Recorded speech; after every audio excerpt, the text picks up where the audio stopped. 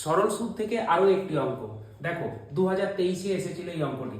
শতকরা বার্ষিক সরল সুদের হার কত হলে কোনো টাকার 5 বছরের সুদ আসলের 2/5 হবে। আচ্ছা দেখো কি কি ইনফরমেশন দেওয়া আছে, কি কি বলেছে দেখো। এক তো জানতে চেয়েছে বার্ষিক সুদের হার, তার মানে আমাদেরকে বের করতে হবে আর কত, ঠিক এটা বের করতে হবে। আর কি দেওয়া আছে, দেওয়া আছে সময় দেওয়া আছে 5 বছর, 5 বছর টাইম দেওয়া আছে। তাহলে টাইম কত, টাইম দেওয়া আছে হচ্ছে 5 বছর।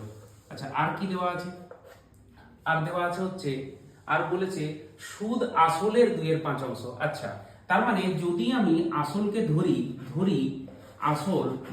আসল যদি আমি পি টাকা ধরি আসলকে, যদি আমি আসল ধরি পি টাকা, তাহলে তাহলে সুদ কত হবে, তাহলে সুদ কত হবে, তাহলে সুদ কত হচ্ছে দেখো। সুদ বলেছে 2/5 গুণ, তাই তো? তাহলে সুদ কত হবে, আসল যা রেখেছিলাম মানে পি রেখেছিলাম তার 2/5, তাহলে পি গুণিত 2/5, তাহলে কত আসবে 2p/5। এত টাকা হচ্ছে সুদ, ঠিক এত টাকা হচ্ছে সুদ। কি কি ইনফরমেশন পেলাম, আর বের করতে হবে। আচ্ছা টাইম দেওয়া আছে 5 বছর, আসল যদি পি টাকা হয় তাহলে হবে সুদ 2p/5 টাকা। আচ্ছা আমরা সুদ বের করার ফর্মুলা জানি কি? সুদ বের করার ফর্মুলা হচ্ছে SI equals to PRT/100, এই তো ফর্মুলা। ব্যাস এবার ভ্যালুগুলো পুট করো, অ্যানসার রেডি। PRT/100 ভ্যালুগুলো কি কি আছে একবার দেখি দেখো।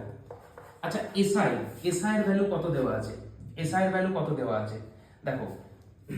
SI এর ভ্যালু হচ্ছে এই তো, SI এর ভ্যালু আমরা এখানে বের করেছি 2p/5, 2p/5। তাহলে SI এর জায়গাতে লিখবো হচ্ছে 2p/5 is equal to principal amount কত। তো আমরা আসল তো ধরেইছি, পি টাকা ধরেছি, তাহলে এখানে পি এর জায়গায় পি থাকলো। রেট অফ ইন্টারেস্ট কিছু দেওয়া আছে না, রেট অফ ইন্টারেস্ট বের করতে হবে, তাহলে রেট অফ ইন্টারেস্ট মানে আর থাকলো।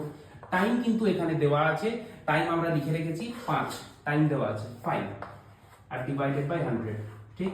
একবার দেখো শুধুমাত্র ভ্যালু পুট করেছি SI = PRT/100, SI এর জায়গাতে 2p/5, কারণ কি আমরা বের করেছি যে সুদ আসছে 2p/5।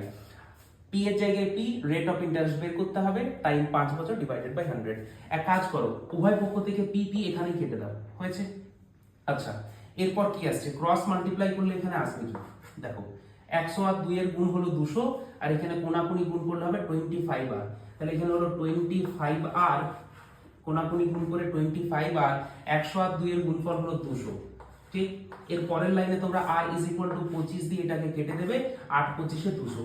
তাহলে শুধুমাত্র r এর ভ্যালু কত আসছে, r আসবে হচ্ছে 8%। এইটা হবে উত্তর, r আসছে 8%।